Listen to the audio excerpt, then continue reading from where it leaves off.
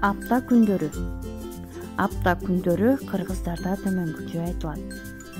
Биринчи күн дүйшөмбү, экинчи күн шейшемби,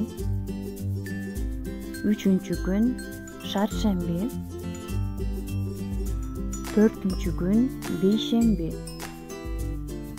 бешинчи күн жума,